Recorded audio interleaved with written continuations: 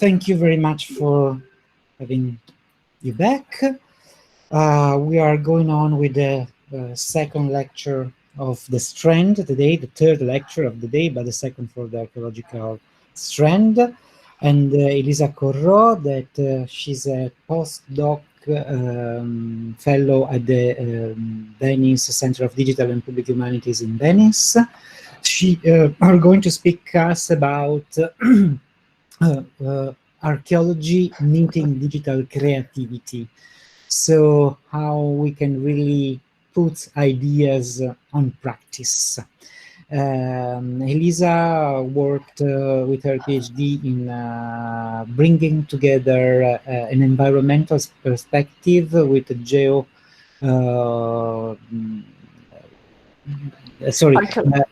with a geoarchaeological approach, a very specific piece of land just in the mainland, considering Venice, that is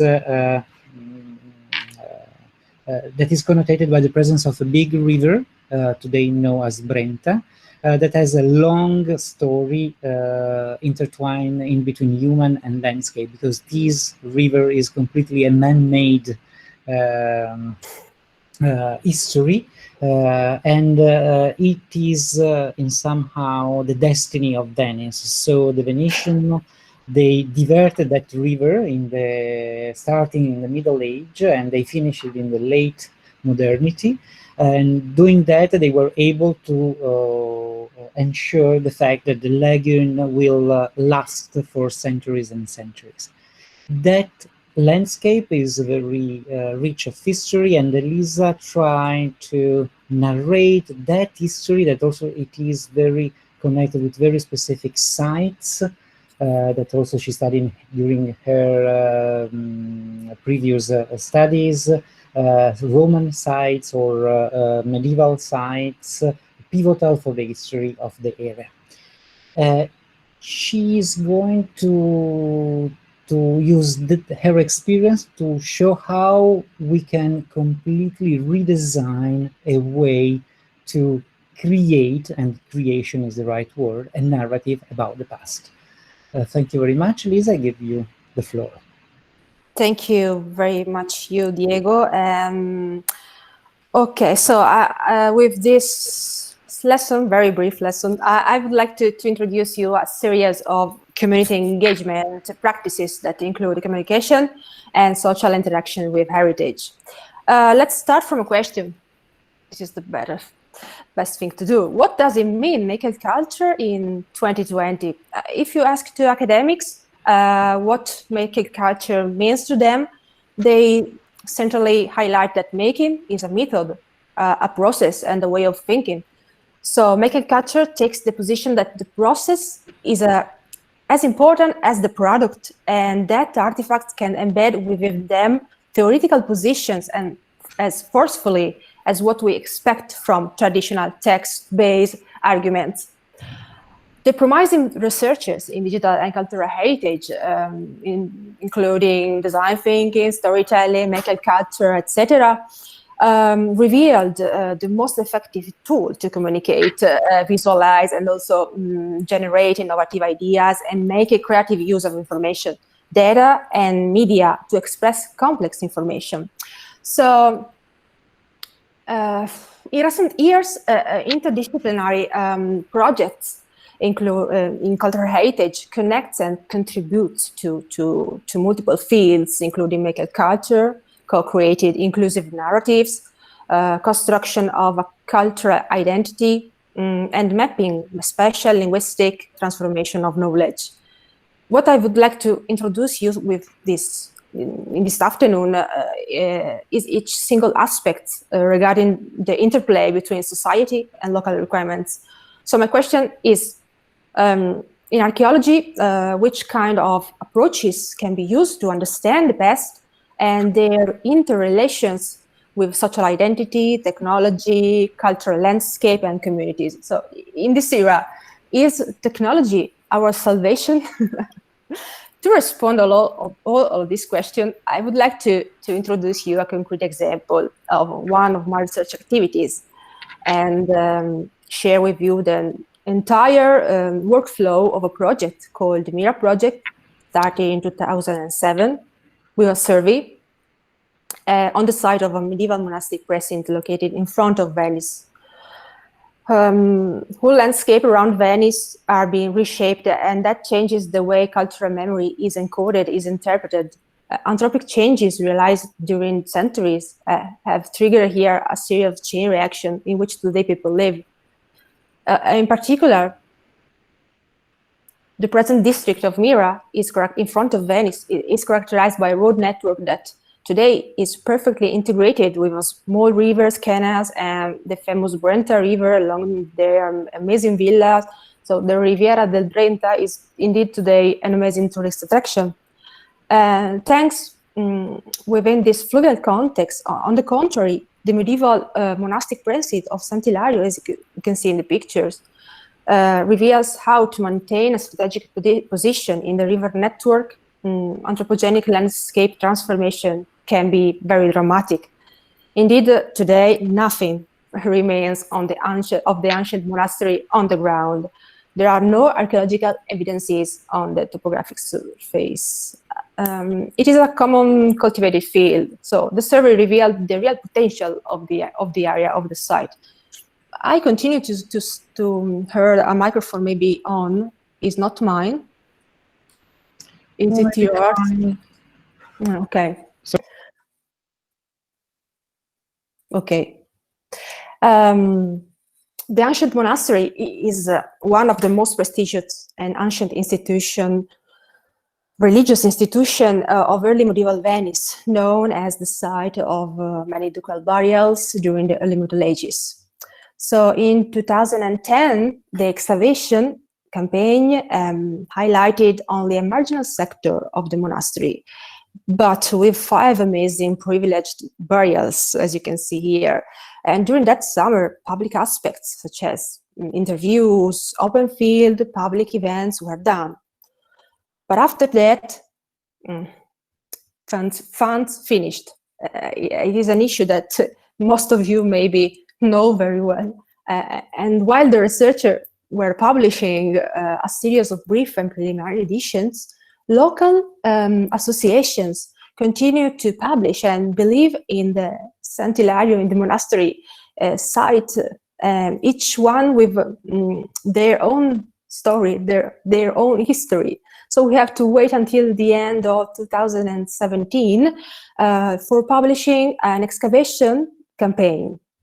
Too long for people living there. Absolutely too long. So maybe they expect a different result? Let me know. Tell me yes or no, please.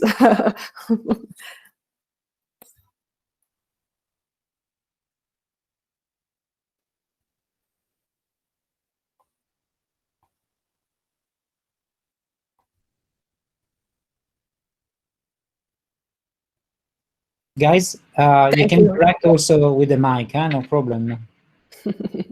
Okay, yes, of course, yes. Of course, yes. Maybe they were looking for more material. They were looking for the materiality, as Diego said before, the evidences of the structure. I mean, the tangible, okay, the tangible heritage. Anyway, Artificial Landscape, the book was published in 2017 with a big question mark, I think. Why the site is completely erased today? So the society were not able to understand this point. Now, most of you are archaeologists and working on heritage, and how approaching again and communicate with people relating today with these territories in order to relate the present time with past events, not only increasing engagement with place and memory assets, but find ways to create a new dialogue, a good dialogue, and disseminate a broader range of memories in participatory ways. So how can I do that? We have to remember that ideas go away while our stories remain. So during the next virtual data camp, we will see together that each one of us have a story to tell. Each one of us has a representative object, as Diego said before, maybe in memory of an experience, I don't know, especially during the lockdown emergency, of course. And well, we will see also how to produce and change stories of these objects through narration, interpretation, and visualization. For instance, here you can see the exercise we're going to do in the next hour. An object that can have several and different stories to tell from different point of view. And this is my exercise. This is the view of my lovely and amazing fountain pen. So I've taken pictures of it, as you can see here in the scheduler. And I take pictures in archaeological style, then I wrote its biography with a brief description, for instance, fountain pen, linking ink. For this reason, now it is positioned on an old ink pot in my house. Old ink pot was found nearby the villa, nearby the river Brenta, and it is now only used as an unusual decorative object. So it is no more a pen, but an object in memory of something beautiful. Then I represent, as you can see here, I present the economic and social relationship of this pen during his life. Imagine where it was produced. It was part of a collection. It was the moment the pen was bought, giving consumers the confidence to write their own stories. Then when it works, the pen, it is my lovely pen. And the best of time when the pen every day with me go to Venice until the day it started to link in ink. So one day the owner found the ink pot nearby the villa coming back to home. And finally, during the lockdown, the pen is no more useful and it was used as an object. In memory of handwriting time of different kind of periods, but this is the other stories. Finally, I propose a new narration of these two objects together, remembering the ink. So with a tool, this is a tool that I can give you to try.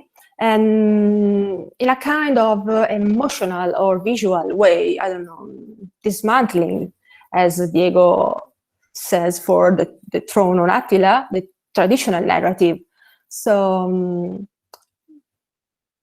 thinking of the future, maybe of the methods of collecting data, it will be different in the future, or it can change. So we have to think together of this kind of ideas.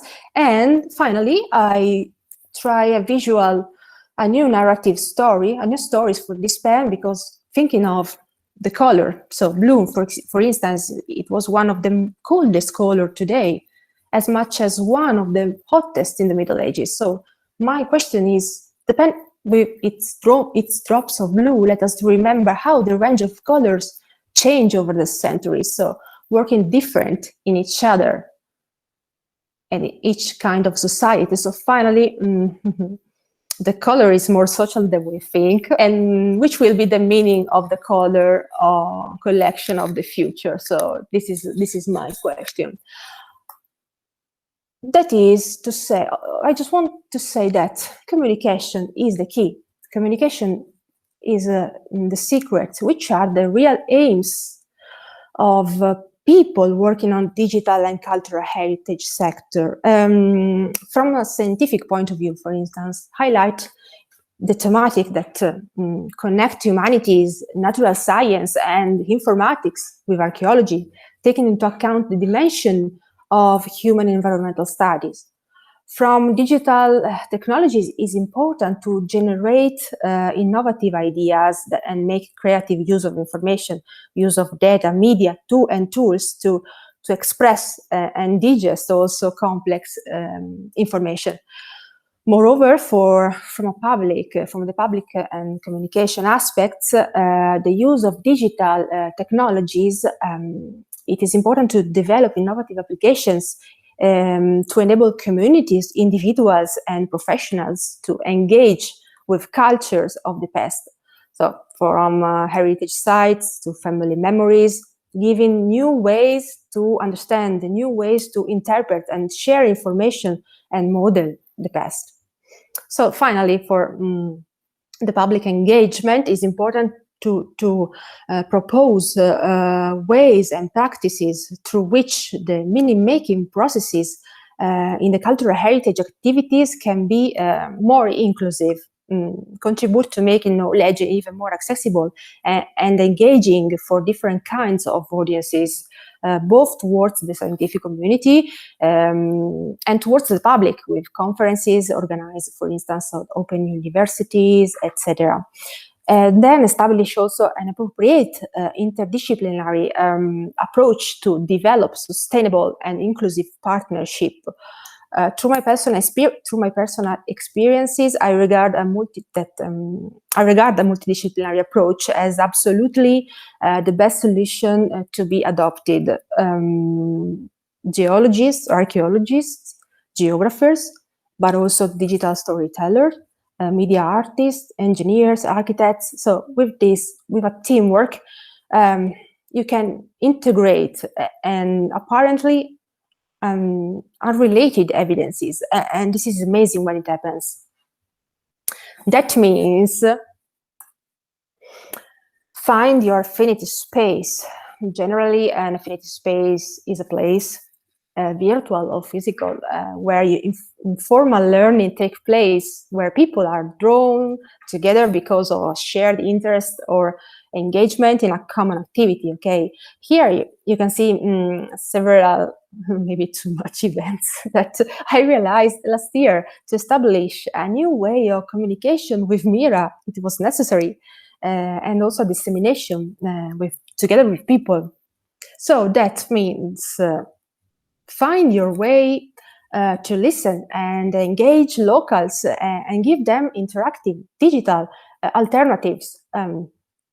Experiences and research approach should be tangible, processes focused, visible, with publishing, viable, foster collaboration and inclusive mechanism, not individual proposal, but also with the entire team, adaptable to changing conditions or shifting contents into a specific methodology, for instance, video games, we will see. So it is important to create your narration, because learning is considered a process of interactive meaning making, in which learners continually reshapes themselves.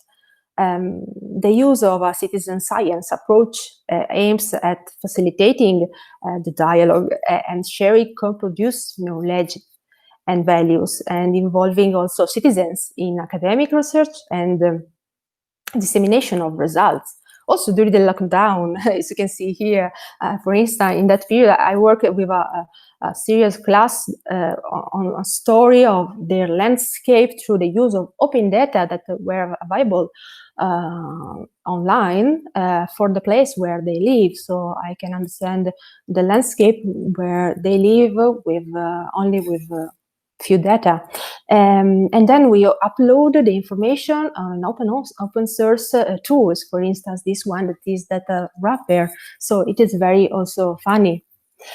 That means also find your technology. There are many other ways to create participation, especially thanks to digital tools, and in particular my lovely immersive technology that could be the best solution to experiment the way you can identify yourself with the environment. And they are completely pro-social distancing, because inside there are 3 or maximum 5 people. So it seems unbelievable that also with 3 simple panels you can and 3 projectors, you can start to think to an immersive space. As you can see here in the pictures, they are fully interactive, often with a responsive interactive floor, walls, etc. So in the top quality model, you can recreate wind, smoke, use aromatherapy, activate touch panels. So it's a very multisensorial experience. And the secret for the best room, apart from the story to be narrated, is not in the build or in the case itself, but the quality of light and sound are very important. So therefore, the cost of the execution depends on the quality also of the instruments. For this reason, there are several private companies in Italy and in Europe and in the rest of the world that are specialized and they create immersive room from a lot of sectors, from theater to design, from educational use to healthcare sector. So immersive room are very popular in Italy. Here you can find a link, and more in Europe and the rest of the world. Yeah, there are two analogous way of use, private and public. For the private use, I can write the slogan. It is possible to assume that an immersive room for every need. They are private companies that works a lot thanks to the today trend of using immersive room as a new idea of showroom. Okay, so for your business, manufacturing, industrial design, I don't know, automotive, etc. Immersive hotels also with a valuable immersive room. One very famous in Milan. You can find a link here where you can also enjoy your wedding inside in a massive room. So if you are getting married, you can choose one of them. So moreover, there are villas in Italy that use the immersive room as a tourist attraction, also in Italy especially. On the contrary, in the public sector, immersive room in archaeological museum, for instance, or exhibition are present in bigger or smaller sites and are used especially to recreate, reconstruct the ancient environment, often in a very emotional way, as you can see in the picture, in the big picture. You can take a look, please, because it is very beautiful, to the multisensorial experience of the Temple of Mitra, a project of the Museum of London Archaeology. Visitors enter in this underground temple museum. I don't know if any of you see it, through the new Bloomberg space. And the ancient site lies over the course of one of the London's lost river, the Walbrook, I think, and the Roman Britain site was highlighted with the construction of this new cultural hub, okay, so the Bloomberg. Inside, there are a lot of projection and experiences that brings the walls of the ruins into view, while you can hear, there is an audio experience, also with bell and rituals. It is amazing. The Fram Museum in Oslo also is very beautiful in Norway. Is another suggestive experience. The Fram Museum, was the ship that carried the first person to reach the South Pole at the beginning of the 19th century, and then it became a tourist attraction. In the big room, there are more than 10,000 projectors, and that create a glacial backdrop so that visitors feel completely surrounded when on the deck of the ship. It is amazing possibility. And very beautiful is also a gallery called Canadian Journey at the Canadian Museum for Human Rights in Winnipeg, not far from Calgary. And here, the long perimeter of the gallery has different experience, design, and animated stories. So all immersive, all interactive. So it's amazing. The space transform your visit into an interactive and immersive experience that facilitates the use of it with flexible and experiential approaches. Also for education is very important. I tell you because of this. The point is the public perception of the past, of the cultural heritage. This is very important for future construction of institutional and professional identities within a possible changing museum practices, and on visitor experience and meaning-making processes, for instance, in a future museum. Don't you think we had to balance both professional expertise and public engagement in their practices?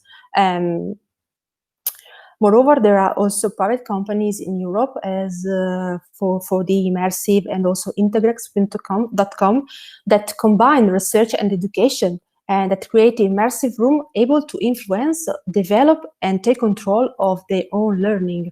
So there is a positive impact of an immersive space that can be seen throughout the school also, such as improving behavior and well-being and creating greater engagement. So this transformational learning in a state-of-art environment is proven in Europe, and it represents a creative wave of maker culture, less unknown, I think, in Italy. If you think that you need more interactivity and if you have money to do it, try also brain sensor headset as a neurotechnological way for global, very global communication of memories, feelings, sensations that can emerge as a test, maybe for a restricted number of individuals, maybe during site-specific visits. You can understand the relationship between perceived emotion and actual state of mind based on stimuli triggered by the visit experiences. So the power of reliving memories and visual experiences led to the creation of a series of emotional events known also from neuroscientists as the constructing emotions approach. In fact, they demonstrate recently that emotions are a kind of dynamic state of mind directly connected more than we think with the environmental and cultural context. This is amazing. In this vein, could culture and society feelings and sensations be shaped by our history, by our story, if we know that maybe a higher awareness of such environmental and societal threats can help for a better scenario of the future, for a better knowledge, production of new knowledge. So here, the headset you are seeing here is worn by Tan Lee, the founder and the owner of Emotive Society. And the headset, as neuroscience suggests, is able to measure data through signals from your brain with a monitoring method that can record the electrical activity of the brain. So what with this kind of headset, person real-time emotional state can be used in an immersive experience to create stronger interaction when you see something more or less engaging. And it could be useful for research and education also, not only for dissemination.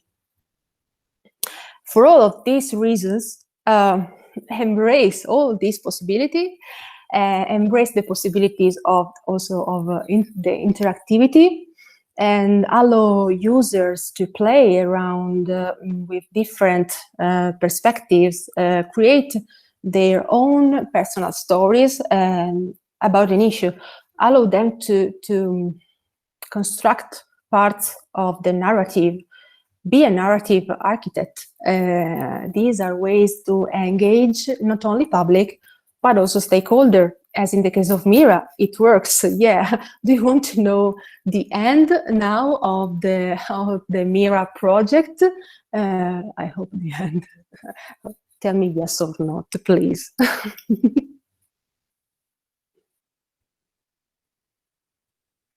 Yes.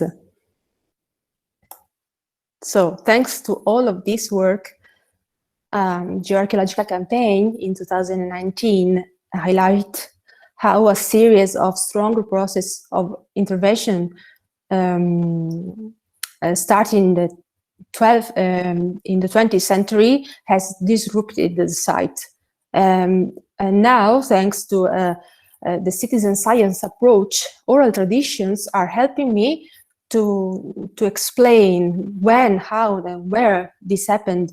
And moreover, the reasons are unexpected. During the 70s of this of the 19th century, the materials with the complete disruption of the churches and structures allowed the survival of a small village known as Villaggio di Caemiliani, located in the Marghera municipality, very close to the site and very close to Mestre, close to Venice, and later for the construction of another area known as Città, very famous in local, located close to Mestre railway station. So today, after a recent geophysical investigation funded by the Major of Mira, we can rewrite or write another chapter, the final chapter of the story, and it is now possible to continue to the research in collaboration with the Chair of Medieval Archaeology of Foscari University.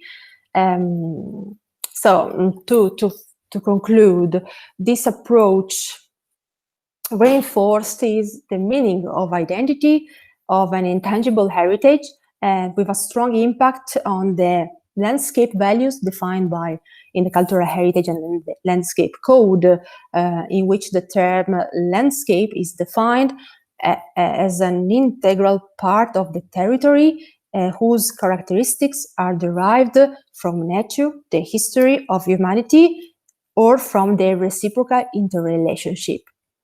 Okay, so that's all. I think it is enough. So now I stop my presentation. Okay, I stop my presentation, and please let me know your consideration about that approach. Did you have similar experiences in your nation, in your region, and that you want to share with me, with us? Have you ever find yourself in the same situation, or which are your alternatives? Did you ever try other ways to create participation? I'm very curious about that. So let me know your single experience, please. And thank you for your patience. Thank you, Elisa. Yes, I would like to hear from as much as possible person their experience about that. I have a notation. The last tesseract that you put in the picture was the same that is nearby the pen over your desk.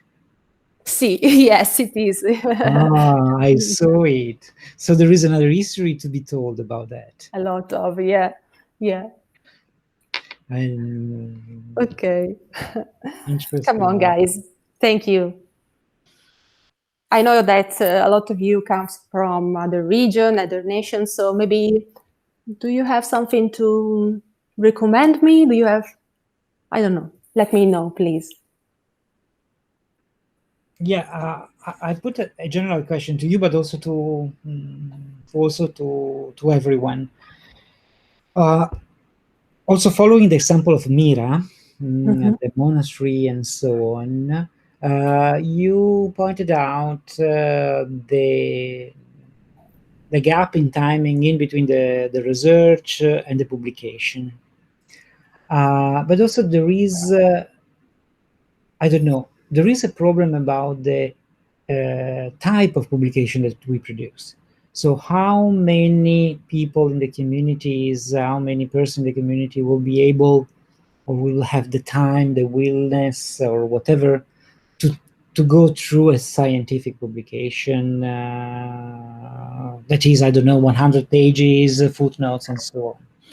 So this is something that we have to consider when we do that, when we tackle the dissemination part. So having in mind that it is not enough to write our homework. So this is one question, and then another question is, if in your experience, when you try to propose a visual approach, a creative approach to the landscape, you had some critique from people who think that you should have done in more traditional way.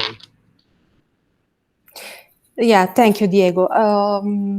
Yes, it is true. In 2017, we published the excavation campaign, with a book with a very scientific approach. Chapter were divided by excavation, stories, environment, so very maybe too much technique. But at the time, we thought also about the dissemination problems, and we realized that the chapter 9 of that book for dissemination.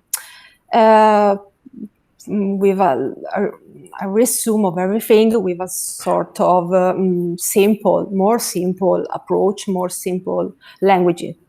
Thinking about that, this if anyone could understand, that anyone could understand this, but this does not work because the option number 2 was to create a separate volume, smaller than the other, but separate volumes with this chapter 9, and maybe it could be the right things to do, because no one, locals do not understand, do not see, do not read this book, and today, at the present, people do not know it, so it is very difficult.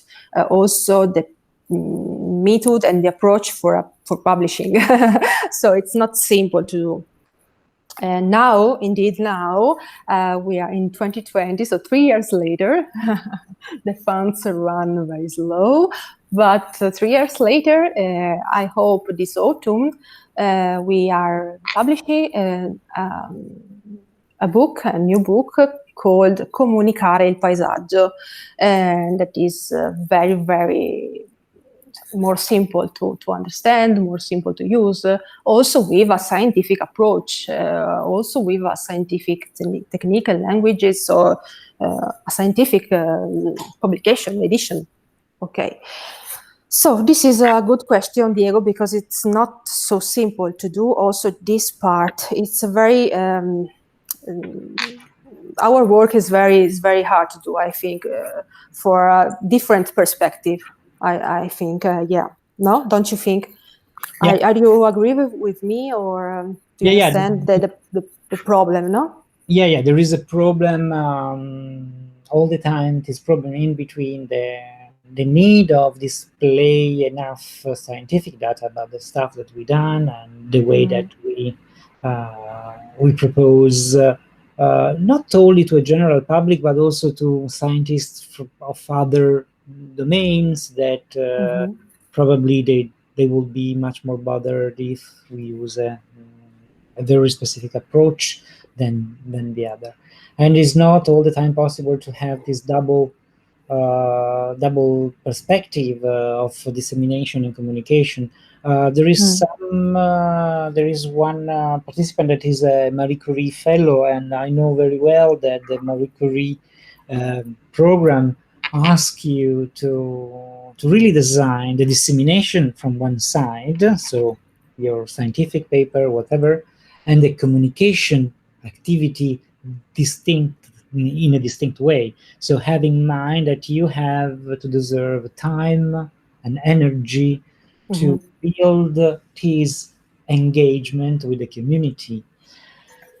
And so it takes time and it takes energy, and you need to have and it takes time, it takes energy, and it is a step that need to happen, or probably we end up to happen at the end of the process. What is very difficult is to do it in the meanwhile. So doing a very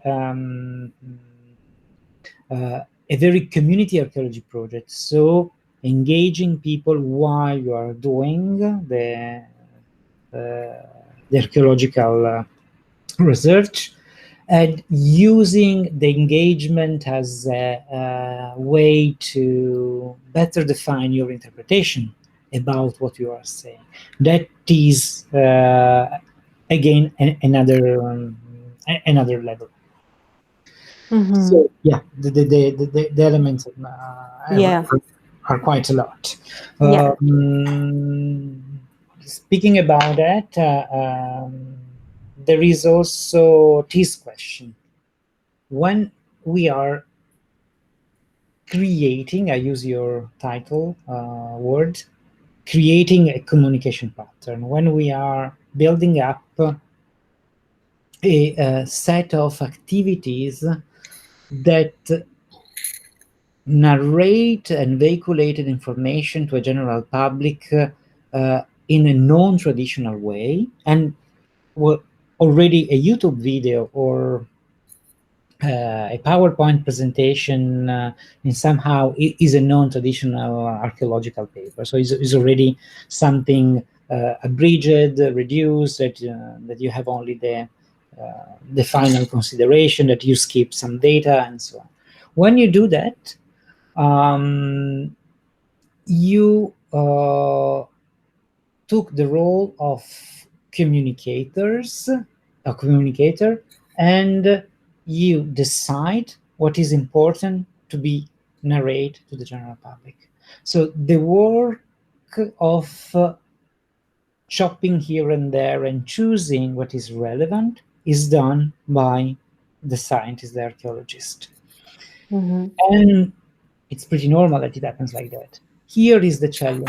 If it's possible to move that activities of choosing what is relevant to another level, to a level that is much more a community or public oriented. That is the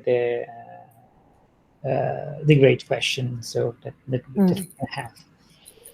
For visual is another difficult point, but it is something that is starting in recent years. It's completely new, I think, also for the immersive technology. I mean, it's something new, but used, but is something very different that can be original. If you have it in a museum, maybe if you start before the other, it can be a very original things to do. But also you have to be to pay attention on what the story you want to narrate inside an immersive room. So it's not simple to decide, because the feeling, which kind of feelings, which kind of sensations. So the archaeologist, I think, have to do a strong work of interpretation and also visualization. So it's a multitasking way. Yeah, absolutely. Absolutely. No, that is, So it's not an easy task to mediate all these things. There is something that pops in my mind about an activity of community archaeology that I did in California a few years ago. Was the Stanford area. Stanford University had to enlarge their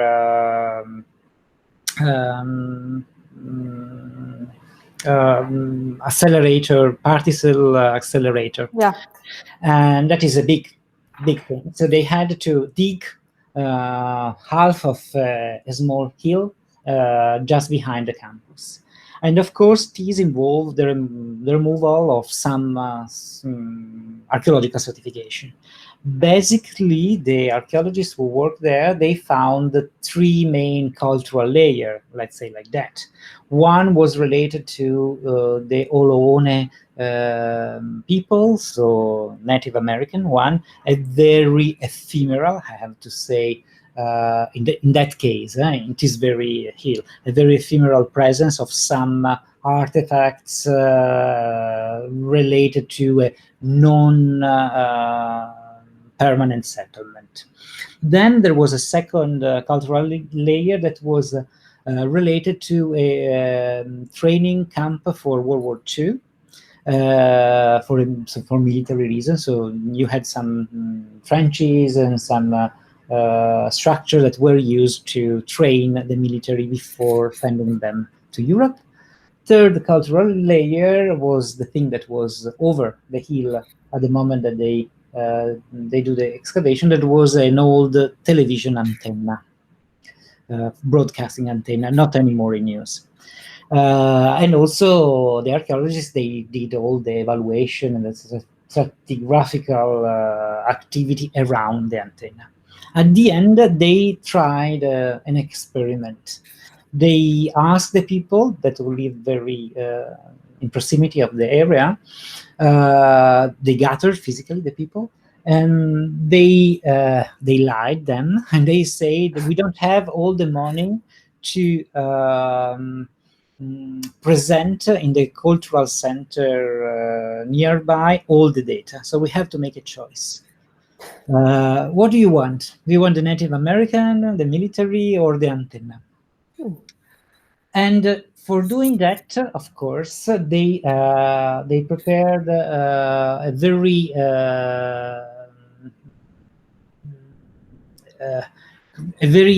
well-prepared presentation about the three sites. And they stressed a lot the importance of the Native American site, as well they stressed the importance of the military camp and antenna. And they wanted to test in a sort of a lab experiment, which will be the answer of the public. If there is some interest regarding the nature of the past that you want to be told, or if it work more the relationship that you have already with the site. So it ended up that the general public interviewed in Palo Alto, the municipality, says that they wanted for sure the Olone, so the Native American, being told more than the other.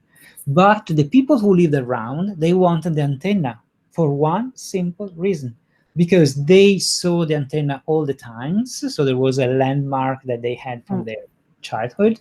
More, the antenna company, that was a local company, was also the owner of the land purchased by the people. So they had a physical relationship with the company.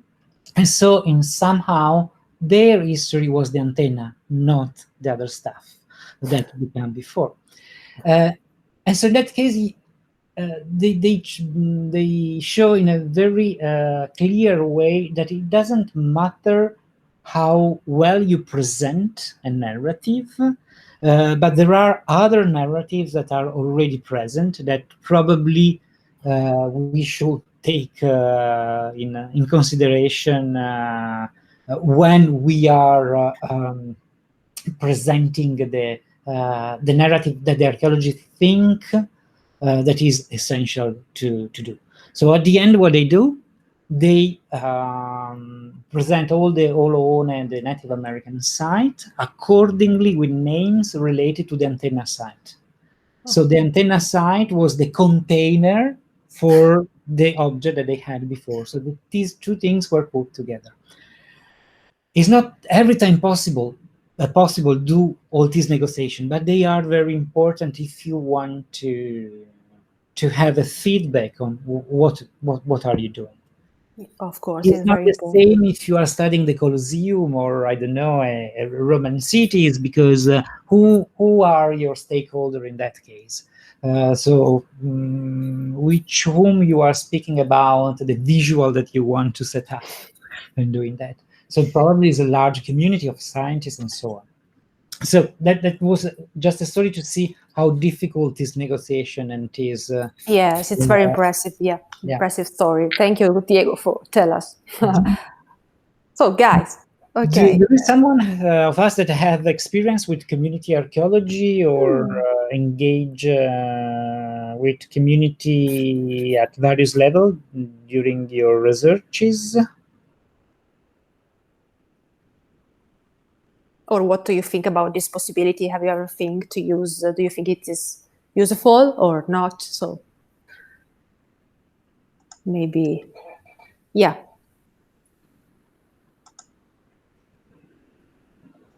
maybe I can share my experience. Yes. Can you hear me? Yes. Okay.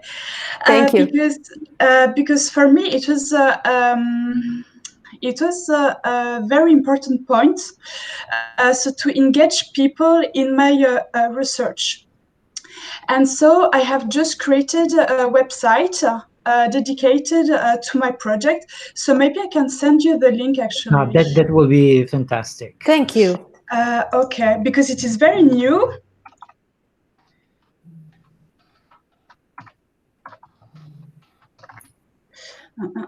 Yeah. Okay. And so it is a website thought to make all the results available for the scientific community, but for the public as well. And so, at the beginning, I thought that maybe the dissemination process could be at the very end of my project, but the problem is that I will make different experiments. And so those experiments will be published in scientific publications, but I thought that it would be interesting to make videos of those experiments because I would like to reconstruct close the sound as well. And so I thought that it could be engaging for the public to make videos of those experiments and to put them on YouTube and then on a website. So yes, it is an example, and so I wanted to disseminate during the project some results, and so to make them available. Yes, for different types of public. Yeah, now that's. And it's absolutely. I was looking at a lot. Yeah, me too. And yes, I was lost, and actually, if yes. Yeah, I like very much the sound part. So this idea. Yes, so actually, so you have several pages. So one which present the project, the host, the different collaborations, then all the different events.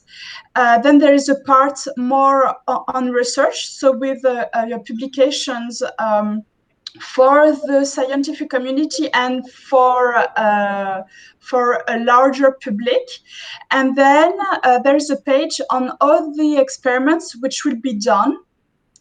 And you have some resources which are for different kind of public. And then there is other communication, so with Twitter, Facebook, Instagram, and YouTube.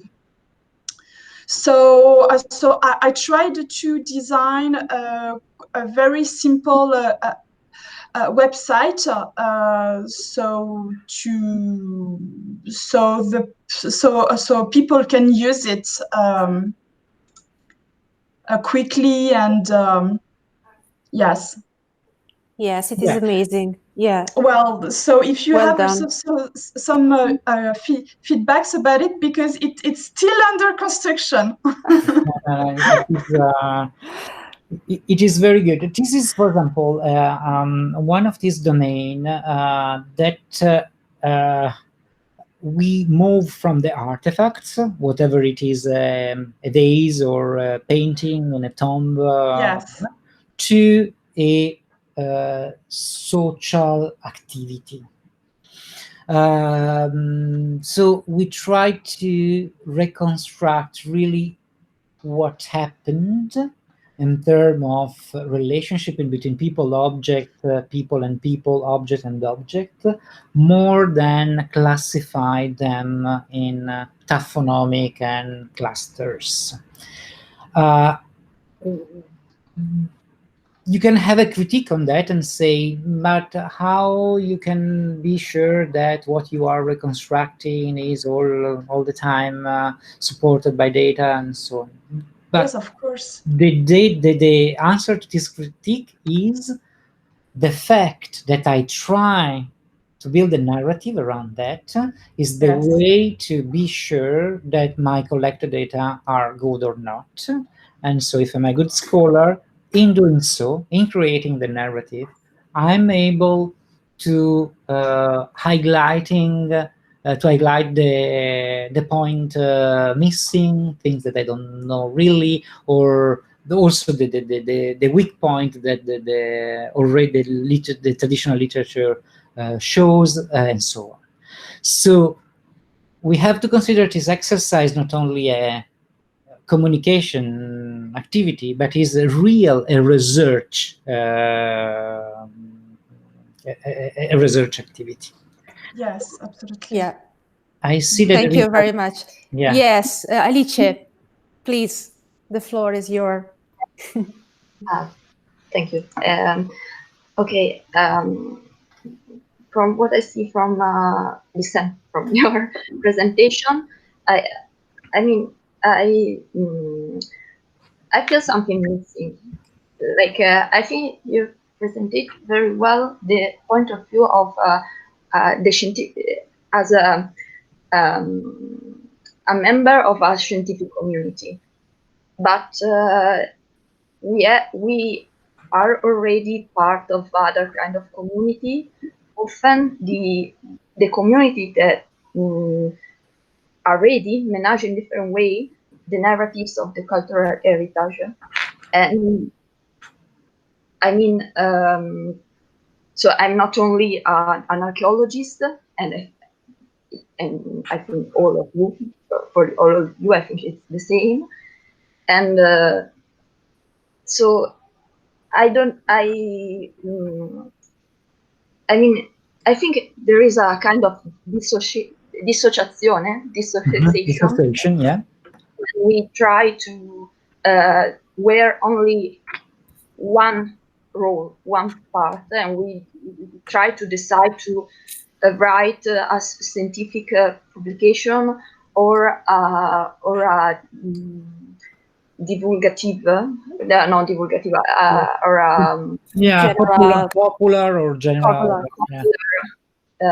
Or we adopt a more popular approach because we skip I think the hardest part, but in many ways I think not but we skip the part of translation in this way. I mean, to integrate our roles and try to produce something that could translate also the difference of roles of our point of view. I don't think that the science, I mean, also the scientific language changed through times, and so personally, I don't see really as a really one point of view. So if we are not able to explain our, I think, point of view, and the fact that we will always put our point of view in our publication, also through this scientific language, I mean, we will not. Yeah, I mean, I don't think there is truly an objectivity, and I don't an extreme objectivity of what we are doing, and I think that we need to wear the other shoes and try to be the bridge between the scientific community and the other community that we know and that we don't know, and maybe we can learn about the other community through our research. Sorry, it was very confused, but did you understand something of what I was trying to say, or and what you think about? Thank you, Alice. Before to start, I think that maybe Lucia. Yeah. What do you think, Diego? I do want, of course, I mean, it was the point of Alice's point was addressed to you, Elisa. So, of course, you're the first if you want. No problem in that, but just tell me. Can you hear me? Yeah, Okay. go. So go. just actually, I understand Alice's point. I think that actually one of the main achievements since we have started to begin to talk about public archaeology is just that there's no objectivity at all, even from the scientist side. So what actually we need to do, and as a scientist, and being conscious of the fact that even our scientific method can't comprehend the whole complexity of the object that we are studying and that we are analyzing, we need the help of the local communities in order to provide a full comprehension for everybody, for the community, but for the scientist side as well. So, yeah, let's say, of course, let's say we cannot but provide as scientists, but even as scientists, having lived in the community, in the site that we have been studying, which is not always the case. Of course.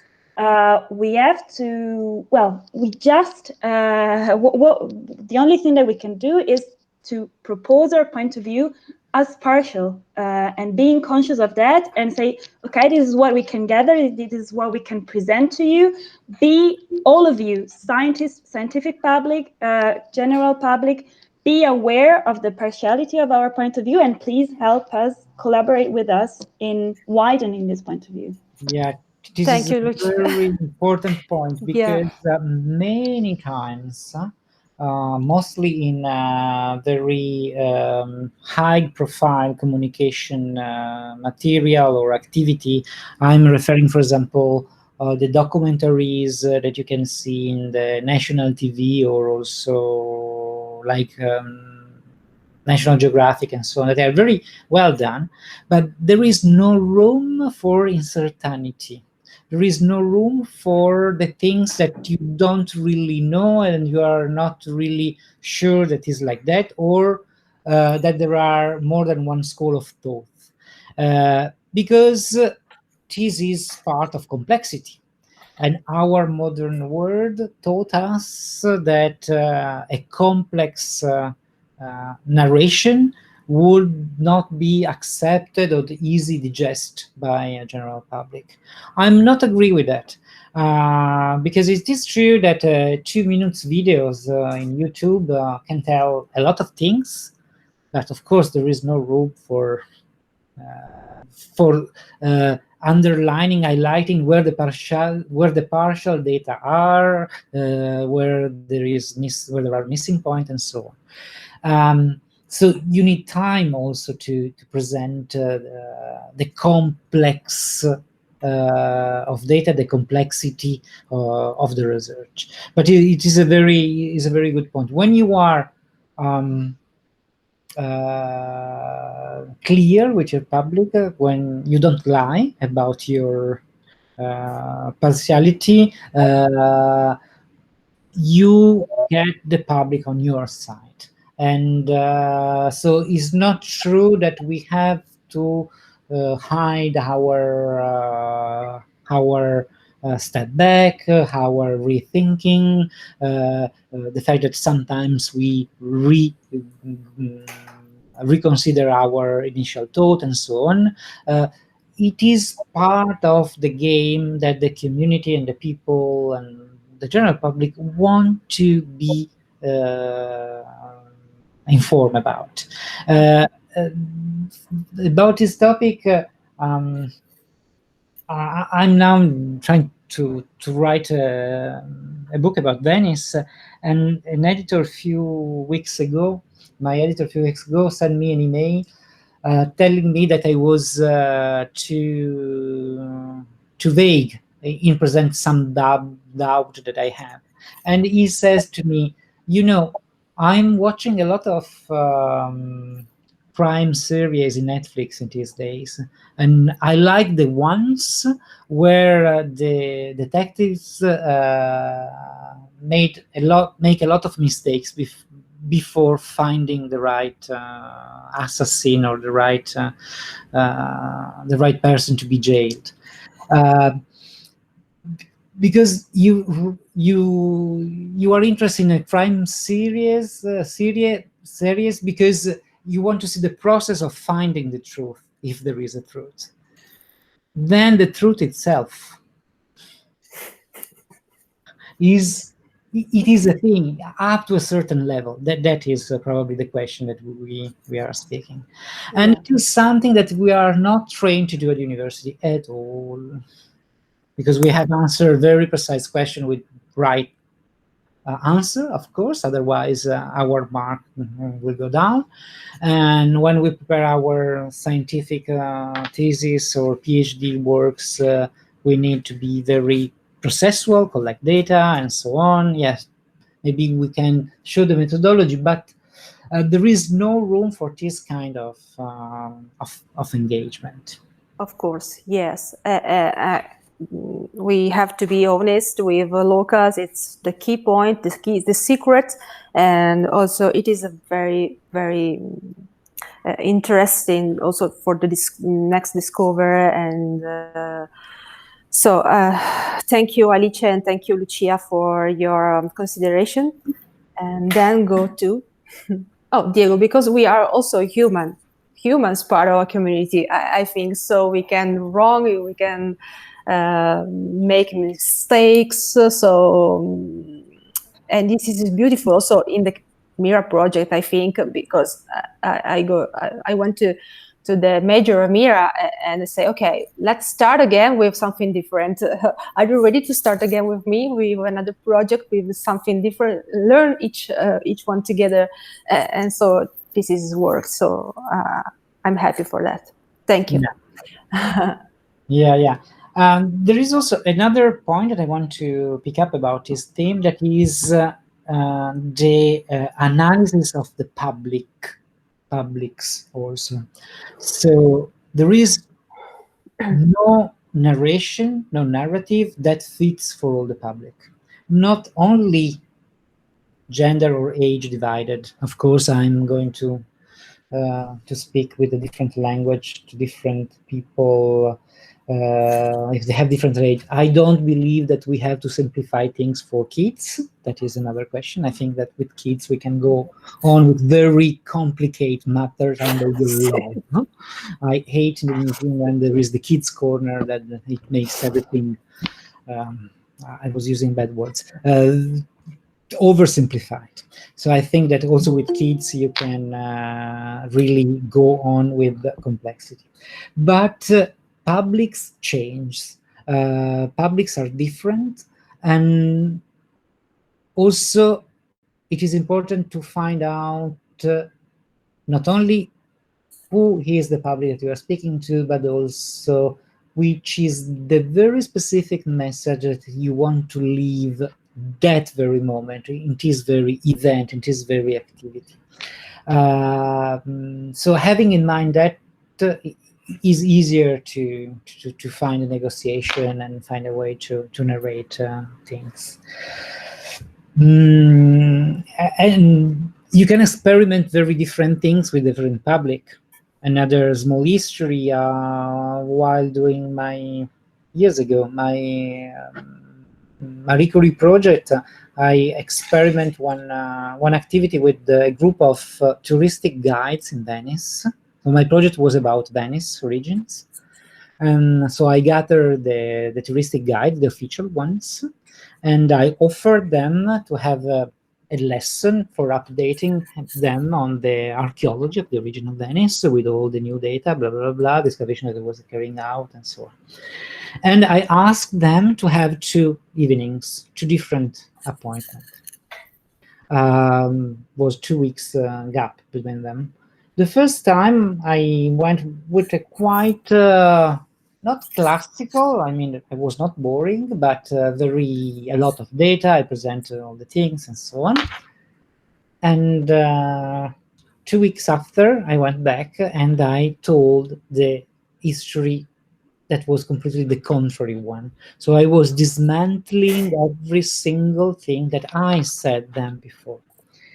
The first one was much more on the traditional narratives, which knew data. The second one was voluntarily dismantling of the system of narrating the origins of Venice in that way, and saying that what we had said up in the last 50 years was completely wrong. Nor the one or the second was the right one. Probably was the middle, a blending of the two narrative, the right, or at least the less wrong. I don't know how to define it. But it was very interesting doing that, see how I reacted and how they reacted on having two very different narration, but based on scientific data. They were both and somehow valuable. If you do this experiment, you can learn on what the public is interested in it. For example, in that case, I really understood that one thing that I was obsessed with, chronology, was the less interesting thing also for people who work with heritage, and they have to communicate for job. They are paid for that, exact date and chronology about the origin of the city. But at the end, that fact also for them was the less important at all. They were absolutely not interested in all our debate between archaeologists in moving one class of ceramics at the end of the 6th century or the beginning of the 7th, or moving the foundation of the church in this exact quarter or just before. What they are interested in more is the process and the reason why you choose that chronology. So it's not important the fact itself, but why it fits and how it fits in the narrative. So really, that experiment taught me how to change the approach with my materials. And so, for example, after that, I wrote an article, try to avoiding any chronological reference. It was quite hard. Of course, it was for a journal that could accept a kind of narration like that. But it is very interesting. It is very interesting. And while I was doing that, I realized how many pre-assumptions I did according to the chronology. So because I use for long years chronology as my tool, as my defining element on which developing my theories, that I will never had considered to turn them down and try to re-narrate the same history without any chronological element. Of course, a general ones, but not the precise one. Mm-hmm.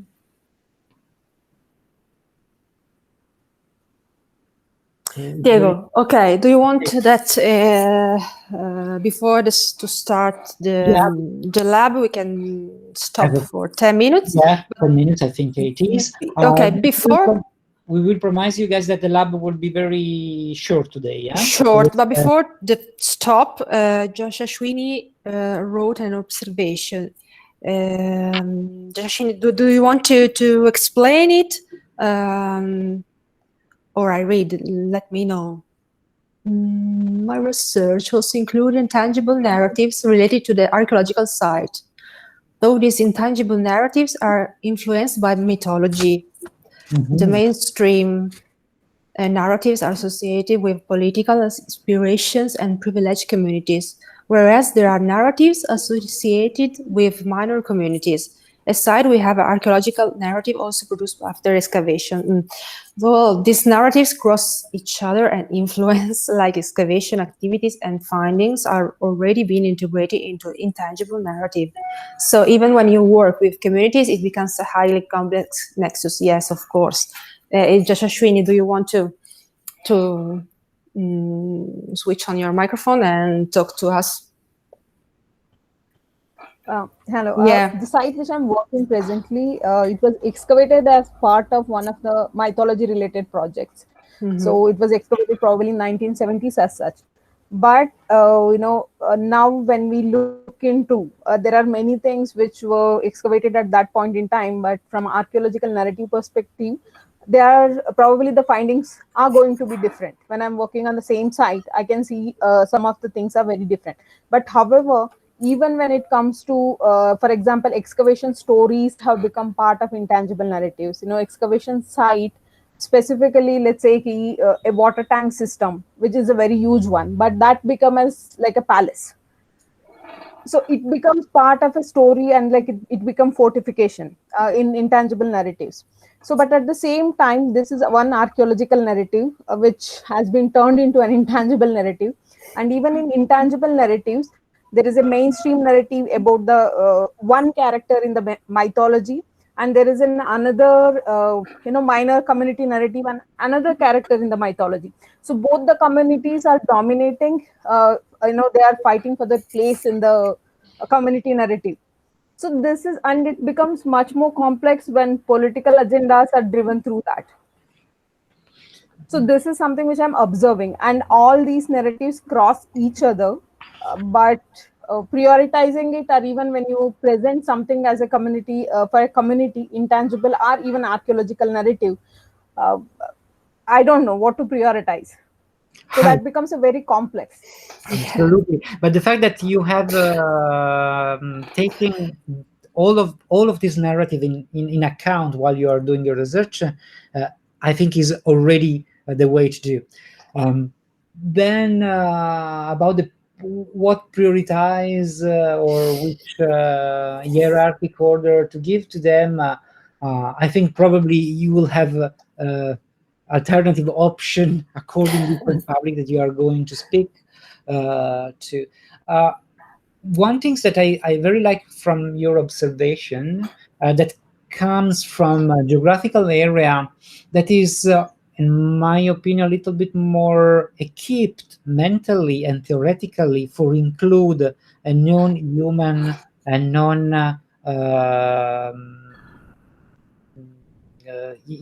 ultra-human presence in making the narrative that became more tangible than its intangibility. Stress, the contrary, how much in Europe that we suffered, between commas, this enlightenment thinking, with this separation between the human and the non-human. We are so trained to categorize things between human and non-human. If it's something that is human and real, or physical and non-physical, intangible, and so on. And doing that, we are all the time, when we are archaeologists, making a sort of order and hierarchy, and we take as much more valuable the factual data than non-factual data. Also, without saying, but is in our ADN DNA as European. Probably working in such area is much more opening experience in mind to help the archaeologists to have a real global view of the history, and being able to not having a fixed idea, but being able to adapt its idea while writing it. So thank you very much, Joshua Wishwini. This is very important. Okay, so Diego, what do you think? We can stop now. Thank you. Yeah. Thank you. So Thank you very much. 5 minutes, as I told you, it will be very, very short, because it was quite heavy today. Okay, see you at 4:30. Yeah, It's too much. for registration, I stopped the registration now, Stop. and we will do another one. So Yes,